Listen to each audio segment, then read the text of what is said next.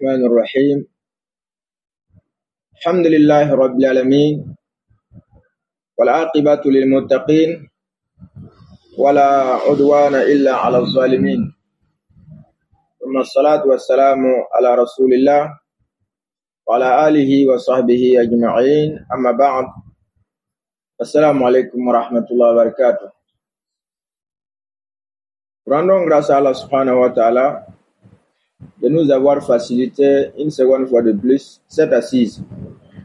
Une assise pendant laquelle nous allons apprendre de nouveau ce qu'il faut avoir comme science, aqida, comportement dans son quotidien afin de faciliter la réponse à la question, aux questions de l'atome.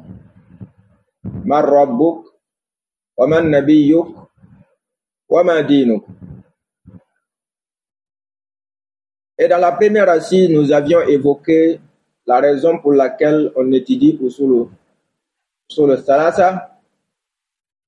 Également, nous avons appris le tafsir de Bismillah ar-Rahman ar-Rahim. Et à présent, il s'agira d'entamer la première phrase du document intitulé I'lam rahimakallah annahu yajibu alayna ta'allumu arba'i masaila. Pourquoi les savants introduisent les documents par I'lam, chasse? Et pourquoi après cette introduction, ils enseignent avec généralement des doigts, comme nous l'avons ici, rahimakallah. I'lam rahimakallah annahu yajibu alayna. Chasse, qu'Allah te fasse miséricorde, qu'il est obligatoire sur nous, ça pèse sur nous, ta'allumu arba'i masail. L'apprentissage de 4 points importants, 4 choses importantes. Quelle est la science ou quelles sont les choses importantes dont l'apprentissage est obligatoire sur le musulman? Voici l'essentiel à retenir sur ce qu'on va aborder dans cette assise-là.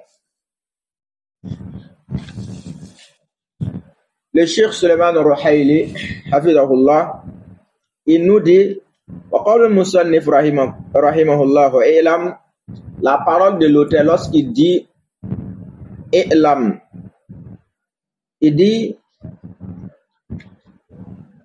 al-ilmu huna ala babihi fal-madhkuru fi hadha al-bab yajibu i'tiqaduhu i'tiqadan jaziman.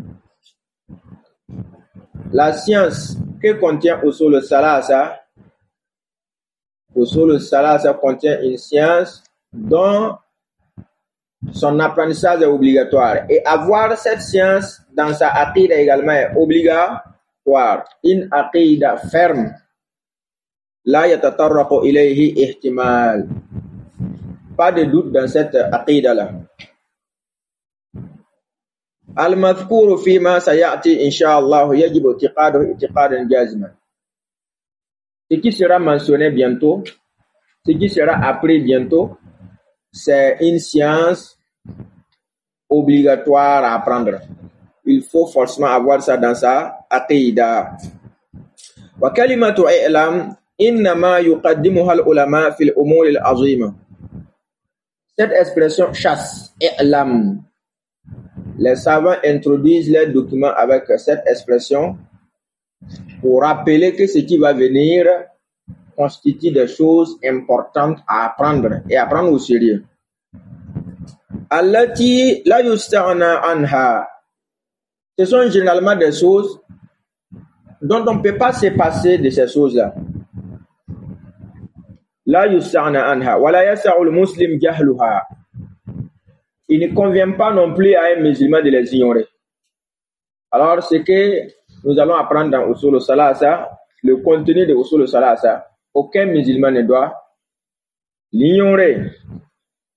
Wala yu'dharu bi jahlihi. Ouais. Généralement, quand on introduit un document par i'lam, c'est que ce qui va venir là, on n'excuse personne pour son ignorance. Bien évidemment, si vous vivez dans un milieu où Allah vous a facilité avec des oustas, des étudiants en sciences, travers auprès de qui vous pouvez apprendre. يقدم العلماء أمامها قولهم اعلم. Et il dit فإذا وجدت في عبارة عالم أو كتاب عالم اعلم فانتبه. Si tu vois dans le document d'un savant ou bien dans l'expression d'un savant, qu'elle soit en audio ou en écrit, chasse, l'expression chasse, fantabi, faut prêter l'oreille attentive, fais attention à ce qui va venir. فإنما يلي ذلك في الغالب من المسائل العظيمة. Ce qui vient en général constitue des choses importantes à apprendre. La Bouddha min al-ilmi biha, qu'il faut obligatoirement comprendre. قال اعلم رحمك الله. Il a dit, chasse, qu'Allah te fasse miséricorde. هذا دعاء. C'est une invocation. Celle-ci est une invocation. وهذا الدعاء يخاطب القلوب. Et voici une invocation qui s'adresse au cœur. Le cheikh s'adresse à nous, à nos cœurs. وَلَهُ أَثَرٌ أَجِيبٌ فِي قُلُوبِ النَّاسِ. Et introduire son discours par i'lam. Ensuite, qu'Allah te fasse miséricorde. Tu t'adresses à un interlocuteur, tu lui dis qu'Allah te fasse miséricorde. Avant de lui dire ce qui suit, alors ça a un impact extraordinaire de façon positive sur le cœur. وَهَذَا الدُّعَاءُ مُشْعِرٌ بِالشَّفَقَةِ وَالرَّحْمَةِ. Vous voyez, quand on dit rahimakallah, qu'Allah te fasse miséricorde, qu'est-ce que ça nous fait sentir? Ça nous fait sentir une sorte de miséricorde, de rahma envers l'interlocuteur. Non. Et on craint également quelque chose pour lui. Vous voyez. وَهَذَا مِنَ الْأَسَالِيبِ الْعَظِيمَ فِي الدَّعْوَةِ إِلَى اللَّهِ. Ça fait partie des moyens de da'wah. Vous voyez, des moyens utilisés dans la propagation de la da'wah authentique.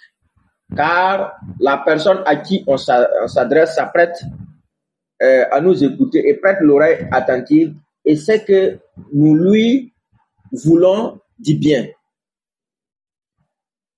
ومن الأساليب العظيمة في الدعوة إلى الله ينبغي على طلاب العلم أن ينتبهوا له. Donc, étudiant en sciences, il convient de prendre cela au sérieux, de prêter l'oreille attentive. وهو أسلوب التأثير في القلوب. أسلوب مخاطبة القلوب بما يؤثر فيها من عبارات. Et اعلم رحمك الله, ce n'est qu'une partie. Ça veut dire que l'étudiant en sciences, lorsqu'il veut prêcher, il utilise ces genre de méthodes-là. Qu'Allah te fasse miséricorde, rahimakallah, hafizakallah, ra'akallah, wa ma ashbaha dhalik. Ça a un impact positif sur l'interlocuteur. Naam. Wa hadha yush'ar annahu bika shafiqun wa bika rahim. Parce que si quelqu'un t'adresse dans ce sens-là, tu sens qu'il a de la miséricorde, de l'indulgence, il émet ça envers toi. Non. C'est pour cette raison qu'il invoque en ta faveur la miséricorde. وهذا الأسلوب ينبغي أن يستعمله الداعية في نصحه في الأمر بالمعروف وفي النهي عن المنكر. Donc, le prédicateur doit utiliser cette méthode-là dans le conseil sincère qu'il donne aux gens, par exemple. Et également, c'est la méthode de certains prophètes et de certains messagers, comme nous voyons dans le cas de Nuh, alayhi salam, lorsqu'il dit « Laqad arsalna » Allah subhanahu wa ta'ala dit « En vérité, j'ai envoyé Nuhan ila qawmihi » Nuh vers son peuple. Faqala ya qawmi ibudullah. Oh mon peuple, regardez, ya qawmi. Le fait d'attribuer, le fait que le peuple se sent qu'il est de l'air. Ya qawmi.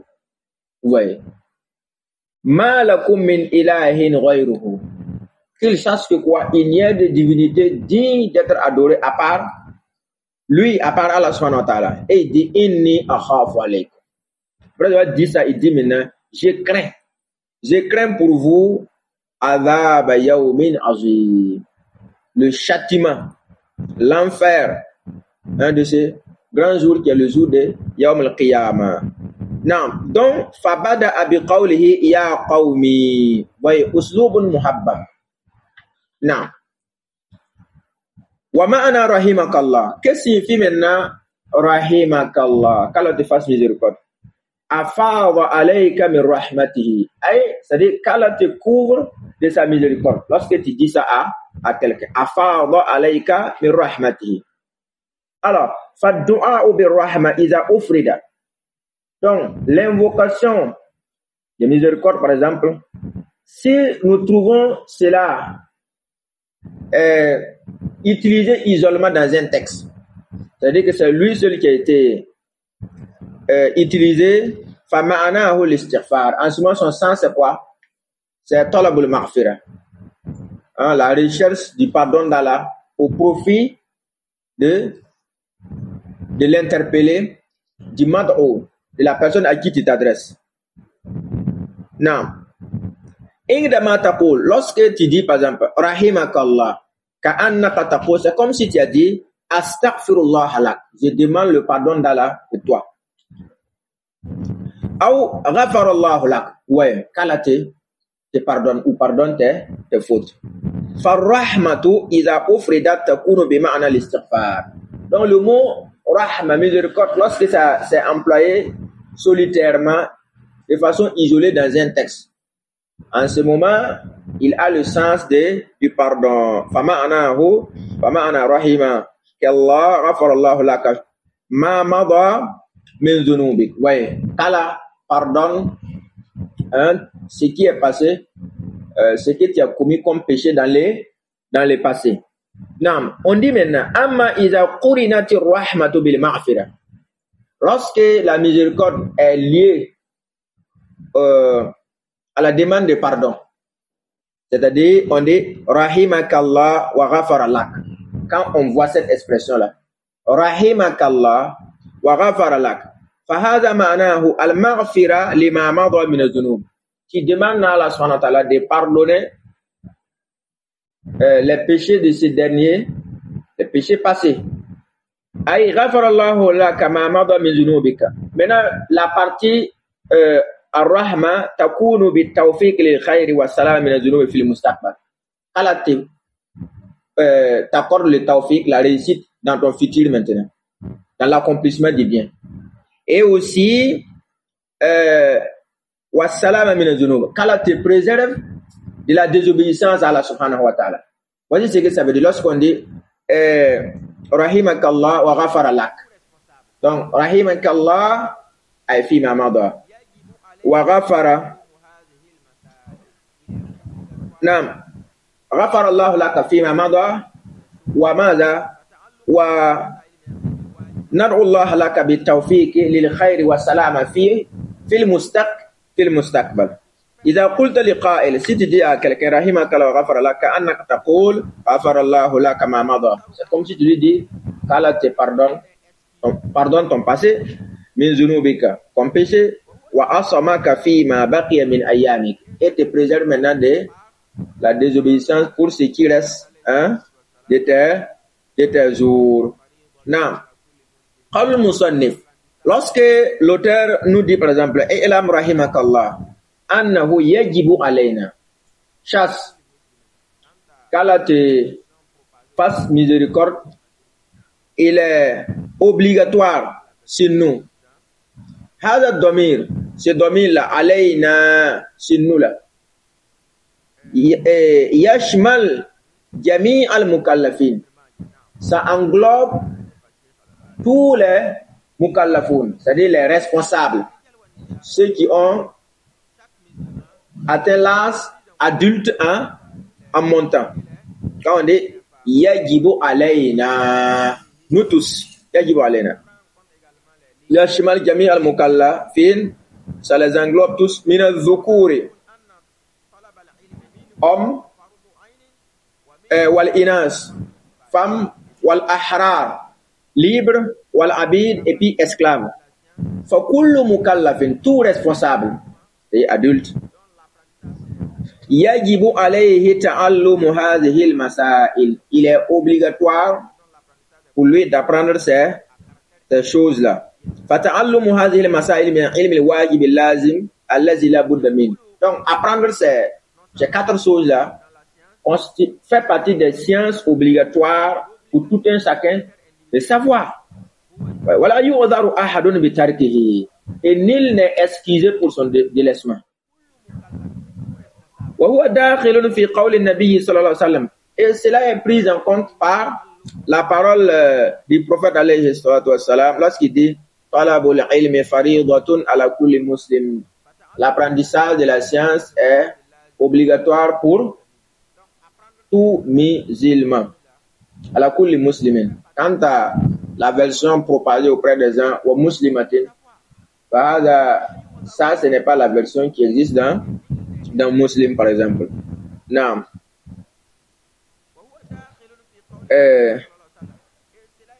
C'est la version de Ibn Majah, naam, est authentifiée par Cheikh Al-Albani rahimahullah. Wa kullu muslimin yadkhulu fihi ar-rijal wa nisa, si on dit chaque musulman, c'est pris en compte, ça prend en compte les hommes et les femmes. Wa yadkhulu fihi al-ahrar wa yadkhulu fihi al-abid, ça prend en compte également les libres et les esclaves, si ça existe. Wa ma'lumun anna talab al-ilm minhu ma huwa fardu 'ayn wa minhu ma huwa fardu kifaya.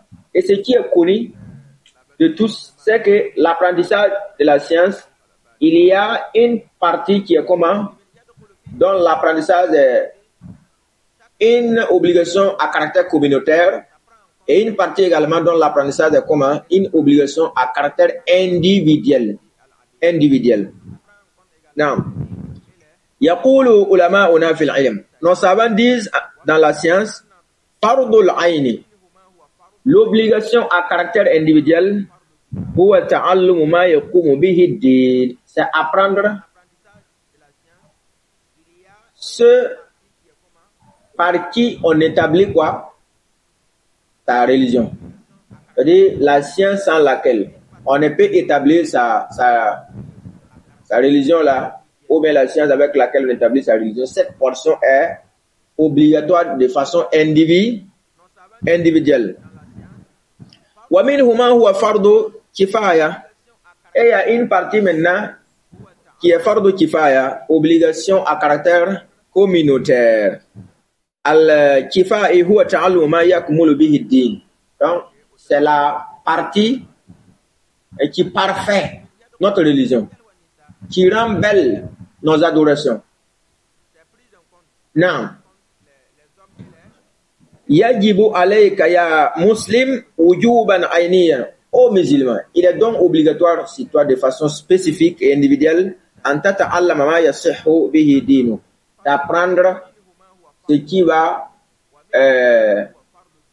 établir ta religion de façon correcte. C'est-à-dire que tu ne peux pas avoir une religion correcte, un monothéisme pur, une religion bien établie sur le tawhid sans cette portion de la science-là.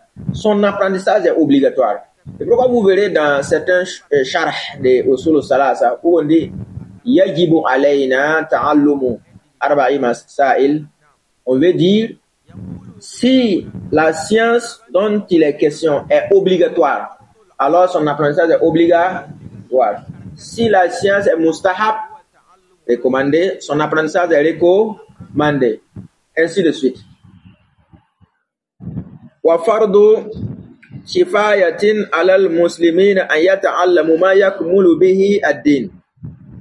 Il est donc maintenant, il est de caractère, il est d'une obligation à caractère communautaire pour la communauté d'avoir des gens qui vont apprendre ce qui va les aider à compléter la religion et aider les autres à compléter la religion. Non. Et il va donner un exemple. Masalan, as-salatu ta'allumu ma tasihhu bihi as-salat wa tabtulu bi fawatihi fardu aynin ala kulli mukallaf. Alors, apprendre, c'est par quoi la prière sera validée, par exemple. C'est obligatoire sur tout un individu, sur chaque individu musulman. Non. Et également apprendre ce qui peut annuler sa prière, c'est également obligatoire. Non. Exemple, ta'allum ruku, ta'allum sujud. Wajib, aïni. C'est une obligation à caractère communautaire. Wa amma ma takmulu bihi as-salah wala tabtulu bi fawati.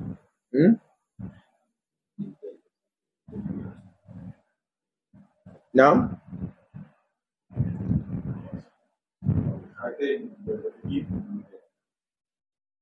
C'est individuel, à caractère individuel. Ta'allum sujud, l'apprentissage de sujud est quoi? Une obligation à caractère individuel.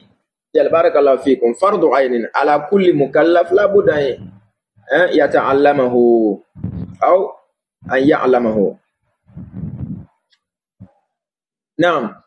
Quant à ce qui peut nous aider à compléter, à parfaire la prière, comme les sunan, son apprentissage est comment?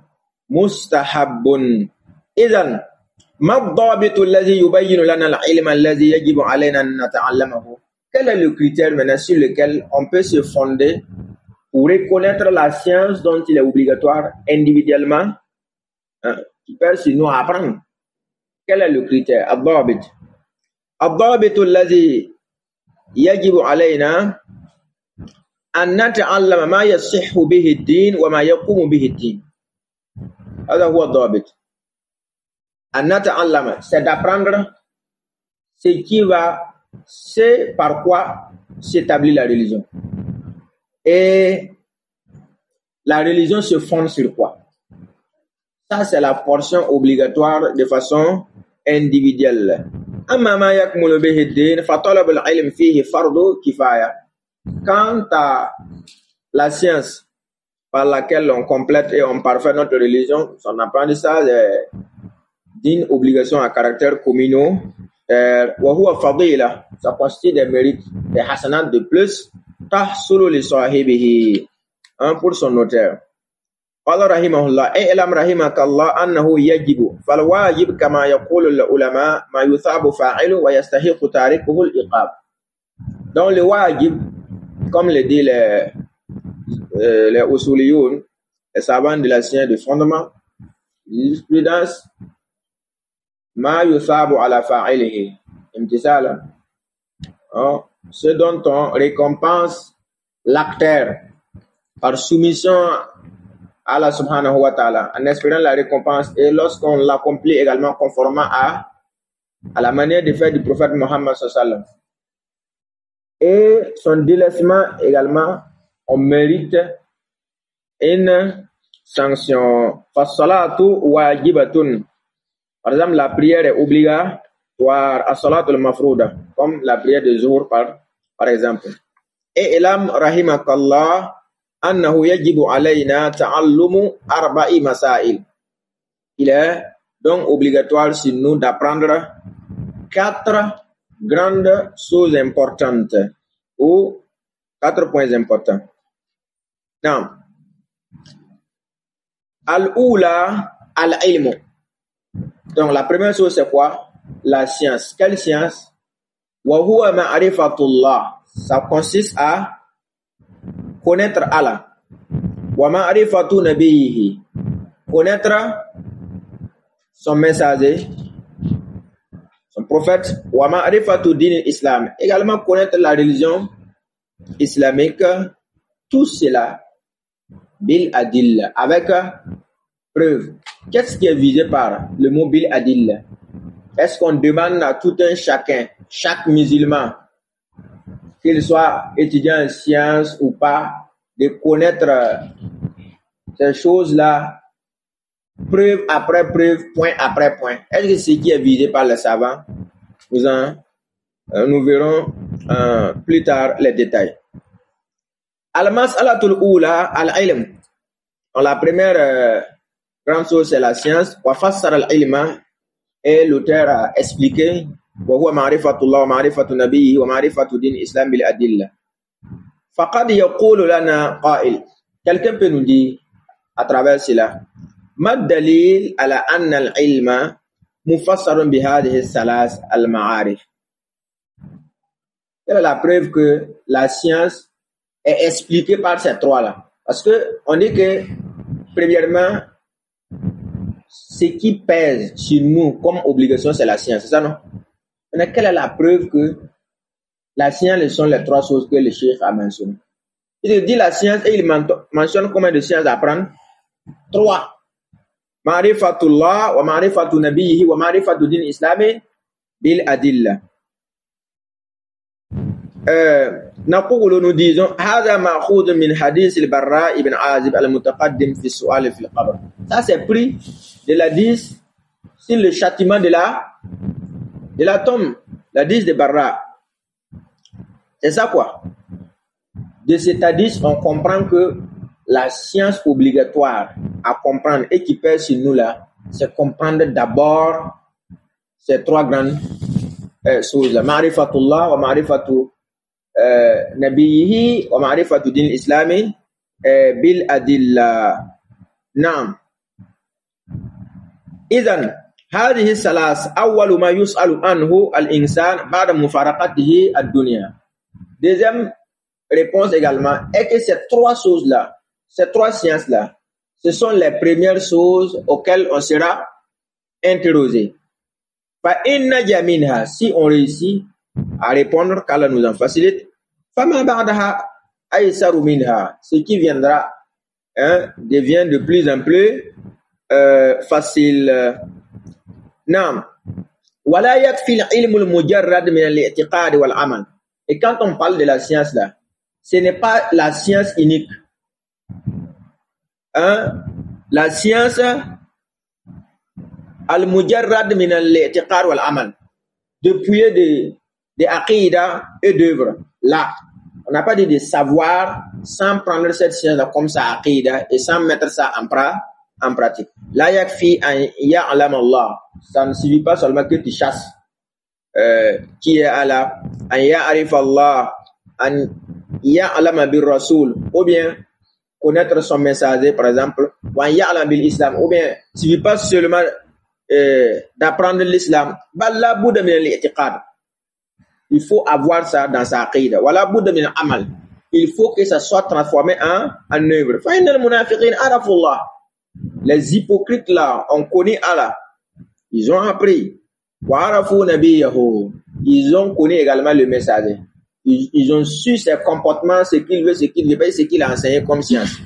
Wa arafu l'islam, ils ont su également l'islam. Wa qaluhu, ils ont même prononcé l'attestation ashhadu an la ilaha illallah, lakinnahum lam ya'taqidu. Cette science qu'ils ont apprise là, lam ya'taqidu, ils n'ont pas mis ça dans leur aqida.